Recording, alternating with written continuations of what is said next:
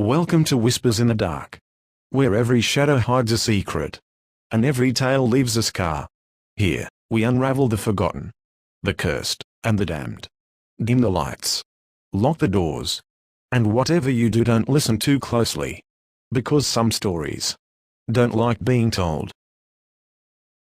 The Holloway Blackman Hospital had stood for over a century, a hulking silhouette against the perpetually dull, bruised sky of a town no map dared to mark. It wasn't just nestled on the edge, it felt absorbed by it, the old stones breathing the same thick, metallic-scented fog that clung to the crooked lampposts and seeped into the very bones of the forgotten buildings.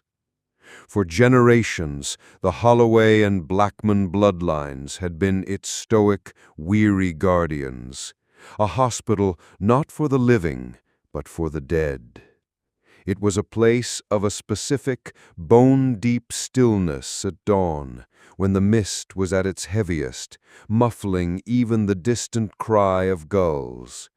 But at night, as the last vestiges of daylight surrendered, it became something else entirely, a canvas for the unseen, a stage for the unheard. Isaiah Blackman had never believed in ghosts.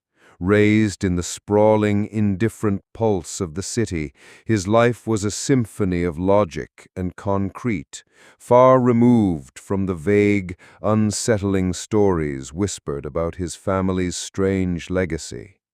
He'd dismissed them as quaint folklore, the eccentricities of distant relatives. That comfortable disbelief shattered the night his parents died. The fire, an inferno that consumed their home and their lives, was an event shrouded in a suffocating veil of mystery. The official report spoke of faulty wiring, but Isaiah felt a deeper, gnawing suspicion. It was this unresolved agony, this lingering question mark, that compelled him to answer the call back to a world he'd actively avoided, to claim an inheritance he never asked for, and a duty he didn't even begin to comprehend. Isaiah arrived at the Holloway Blackman Hospital under a sky the color of old ash. The structure loomed, a Gothic testament to time and shadows, its weathered brickwork draped in ivy that looked less like adornment and more like grasping, skeletal fingers. A shiver, not entirely from the chill in the air, traced its way down his spine. The air itself felt heavy, thick with something ancient and unsaid. His cousin, Elena Holloway, met him at the rusted iron gates. Her pale complexion was striking, almost luminous against the drab surroundings, and her composure was unsettlingly rigid, like a statue carved from ice. There was a weariness in her deep-set eyes that belied her youth. She offered no condolences, no polite small talk, just a single, unsettling sentence that hung in the air like a cold breath. "You'll hear them tonight." Despite the prickle of unease, Isaiah clung to his skepticism. "Hear what?" he'd retorted, his voice betraying a hint of forced bravado. "The building settling? Rats in the walls?" He wouldn't let himself believe. He was here to sign papers, liquidate assets, and return to his predictable life. But a sliver of morbid curiosity, an insistent whisper of the unknown that had begun shortly after the fire, compelled him to stay overnight. He insisted on walking the halls alone, determined to find a rational explanation for whatever strange phenomena Elena alluded to.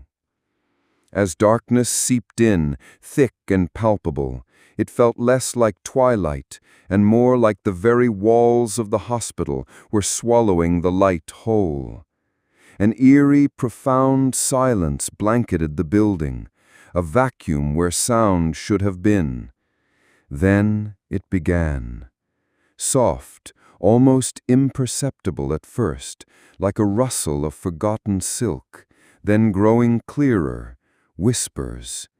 They didn't come from any discernible direction, but seemed to emanate from the very air, from the vents, from behind the closed doors.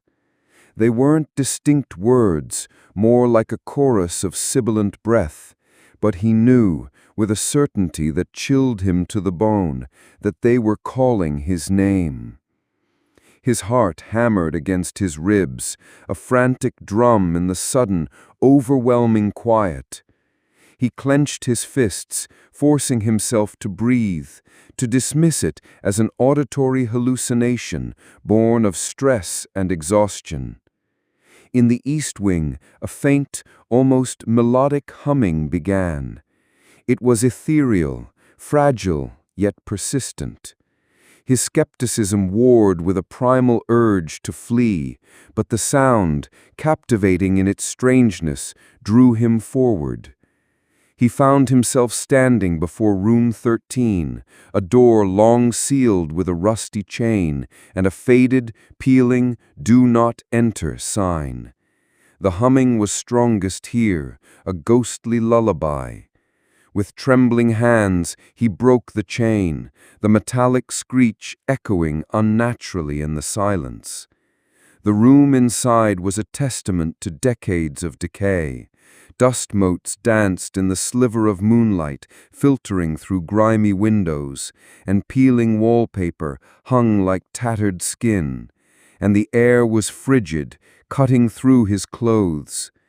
Then he saw them. Drifting in a slow, synchronized dance, their forms translucent, indistinct, yet undeniably there, were spirits.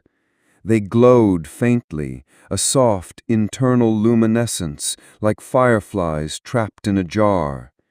He didn't scream. He couldn't.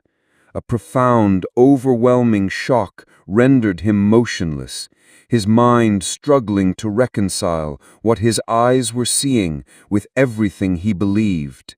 He just stared, utterly transfixed, as the world as he knew it fractured and dissolved around him. The swirling forms of the spirits paused mid-dance, their ethereal movements freezing as Isaiah stepped fully into the room. A collective, almost imperceptible shift rippled through them. Their hollow eyes, dark pools reflecting no light, turned toward him, a synchronized, ancient gaze that made his breath catch in his throat. It was as if they had been expecting him all along, their vigil spanning the generations. One figure, taller and more defined than the rest, drifted forward. Its eyes were deeply sunken, giving its translucent face a look of profound, eternal weariness, and its gaze held a sorrow so deep it seemed to resonate with the very fabric of the room. "I'm Lucian," the tall spirit said, his voice a disembodied echo, like wind sighing through a broken pipe, carrying the dust of centuries. "We've waited for the Blackman to return. We've waited for you, Isaiah." The direct address, the acknowledgement of his name, made the chill burrow deeper into Isaiah's spine, a cold serpent uncoiling in his gut. "You've come to finish what your bloodline started." Isaiah felt a desperate need to grasp for a logical explanation, but his voice was a mere rasp. "What are you talking about? What is this place?" Lucian simply gestured with a translucent hand toward the center of the wooden floor. Suddenly, the aged, dust-laden planks seemed to shimmer, and faint lines began to glow beneath the grime. Isaiah squinted, leaning closer, and then he saw them. Hidden sigils, intricate patterns burned deep into the wood, ancient and immutable. They were part of something, he realized, with a dawning, terrible clarity, a containment ritual centuries old. A faint acrid scent, like burnt earth and forgotten incense, seemed to emanate from them, stinging his nostrils. He wasn't just in an old hospital, he was standing on the heart of something profound and terrifying. Elena found Isaiah in room 13 the next morning, the stark daylight doing little to dispel the room's lingering chill. Her face was etched with a new kind of weariness, her composure fraying at the edges. She spoke slowly, reluctantly, as if each word was a heavy stone she had to lift. "They made a pact," she confessed, her voice barely above a whisper. "Our ancestors. A pact with something ancient, something that sleeps beneath this hospital, a darkness older than time itself." She explained the terrible truth. It granted them immense power over death, the uncanny ability to guide lost souls, to shepherd them, to perhaps even bind them. But it came at a terrible, soul-rending cost. Your great-grandfather, he was a part of it, one of the last true keepers, she continued, her gaze direct, unwavering. But it was the Blackmans, your lineage, Isaiah, who had the unique power to truly seal the darkness away when it threatened to consume everything. You have the bloodline, the essence required to break it, or to free it completely. Isaiah, his mind reeling, found himself caught in a brutal tug-of-war between his ingrained logic and the cold, unyielding grip of fear. He wanted to dismiss it all as madness, a family delusion, but the silent, empty room 13, the pervasive cold, and the lingering echoes of Lucian's words were undeniable. He found himself drawn, almost magnetically, to the hospital archives, a vast, dust-choked labyrinth of forgotten knowledge. The air hung thick with the scent of decaying paper and forgotten stories. Towering shelves bowed under the weight of centuries held crumbling ledgers and bound journals. With a morbid fascination, he leafed through their brittle pages. He found harrowing confessions penned in fading ink, cryptic rituals diagrammed with unsettling precision, and even frantic witness accounts from nurses who had gone irrevocably mad, their entries devolving into raving paranoia and terrifying visions before ceasing altogether. He saw their desperate attempts to rationalize the unexplainable, their slow descent into terror. Then, tucked away in a hidden compartment, he discovered a sealed, yellowed envelope addressed to him in his father's familiar, elegant script. His heart clenched. He tore it open, the paper crackling like dry leaves. The words, penned with an urgency that transcended death, seemed to burn off the page. "They'll lie to you, even the dead. Trust only the truth inside yourself." A wave of confusion, then a sickening sense of betrayal washed over him. Lucian's spectral face, his sorrowful gaze flickered in his mind. Was Lucian, too, part of the deception? Was his father trying to warn him against the very spirits who claimed to seek freedom? The weight of his family's history, a burden he never knew existed, pressed down on him, suffocating and relentless. That night, a storm brewed, not just outside, but within the ancient walls of the Holloway Blackman Hospital. Isaiah returned to room 13, no longer skeptical, but grimly resolute. In his hand, he clutched a ritual blade, its hilt cold and smooth beneath his trembling fingers, a weapon once wielded by his ancestor, imbued with the echoes of ancient purpose. Lucian and the spirits awaited him, their forms more unstable now, flickering like dying flames, their whispers a chaotic chorus of prayers and curses, a discordant symphony of hope and despair. The flickering candlelight cast grotesque, dancing shadows that writhed and stretched up the walls, seeming to pull at the very fabric of reality. Then the ground began to tremble, a low, guttural growl vibrating through the floorboards, through Isaiah's very bones. The old building groaned, its foundations shifting, protesting. The air grew impossibly heavy, charged with an oppressive, malevolent energy that pressed down on them. The entity beneath the hospital awakened. It was not a single form, but a monstrous, writhing mass of pure darkness, coiling and unfurling like an abyssal storm, its edges indistinct, constantly shifting. Its voice was not one, but a deafening, cacophonous chorus of rage and sorrow, 1,000 tormented voices speaking as one, echoing through the room, through Isaiah's skull, threatening to shatter his sanity.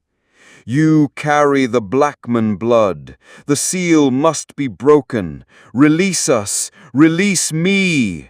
The entity shrieked, its words a searing brand on his mind, a desperate, terrifying plea that also promised ultimate destruction. But Isaiah, despite the overwhelming terror, stood his ground. He felt the legacy of his name, the weight of generations coalescing within him. He raised the blade, its polished surface reflecting the distorted shadows. No, he declared, his voice firm, though a tremor threatened to betray him. I'm not here to release you. I'm here to end this, to finish what my father truly began. His words, though quiet, resonated with a newfound, terrifying authority. A true storm erupted inside the hospital, a maelstrom of unseen forces. Winds howled through the empty corridors, doors slammed and glass rattled violently in their frames. The spirits screamed, some in agony as the entity's power intensified, others with a desperate, burgeoning hope. Lucian, his form almost transparent now, reached a shimmering hand toward Isaiah, his voice a frantic whisper. You must finish what your father began, the true sealing. With Elena by his side, her own face pale but resolute, providing a silent anchor, Isaiah began to recite the sealing incantation. Each word felt like a burning coal in his throat, fiery and ancient, unlocking a power he hadn't known he possessed. The entity shrieked, a sound of unimaginable torment, its tendrils of darkness lashing out, pulling at their minds, assaulting them with visions of their deepest fears, trying to drive them mad. Memories of the fire, of their parents' final moments flashed before Isaiah's eyes, trying to break his concentration. But he pushed through the torment, driven by a fierce, protective resolve. He focused on the sigil, the last lock. With a guttural cry, fueled by generations of unspoken duty, Isaiah plunged the blade into the very center of the glowing sigil on the floor. A blinding flash of pure white light erupted, so intense it burned behind his eyelids. A rush of freezing air, like the gasp of a dying giant, swept through the room, momentarily stealing his breath. Then an absolute, profound silence fell. The entity, its monstrous form contorting one last time, collapsed in on itself, shrinking, dissipating, until it was nothing more than a wisp of smoke, a memory of a shadow. The whispers faded. The spirits, no longer writhing, stood still, their forms serene, a peaceful calm settling over them. One by one, they began to vanish, not with a violent expulsion, but like morning mist dissolving in the sun, a gentle, final release. Lucian, the last to go, his form now almost perfectly clear, smiled. It was a serene, grateful smile that transformed his sorrowful gaze into one of profound peace. You did it, Isaiah. His voice, no longer wind-like, was clear, resonant with relief. "We are free." And then, he too faded into nothingness.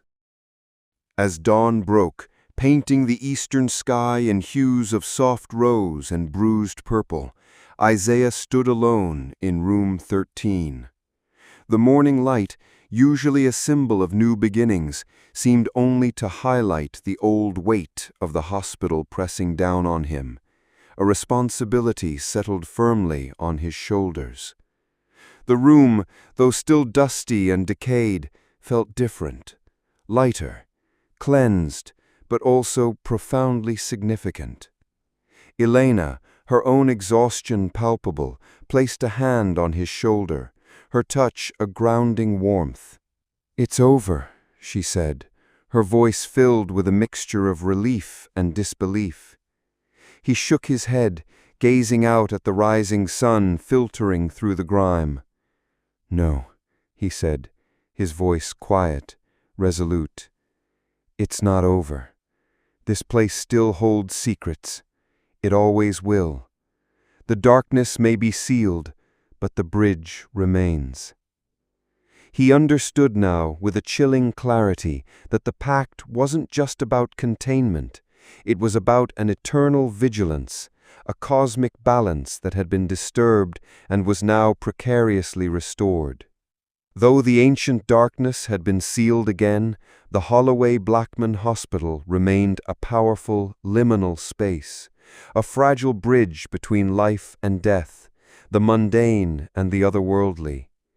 Isaiah Blackman had inherited more than just an old building, more than dust and decay. He had inherited a profound, inescapable legacy. He was no longer the skeptical city man, detached and disbelieving. He was transformed. He was the guardian. And at night, when the fog inevitably rolled in, and the whispers, now softer, almost welcoming, returned, Isaiah Blackman stood ready. He was no longer afraid. He was prepared. Thank you for listening to Whispering in the Dark. If you enjoyed this story, please like, share, and subscribe to Haunted Mansion Stories for more chilling tales from the shadows. Every listen, comment, and follow helps us keep the darkness alive, one whisper at a time.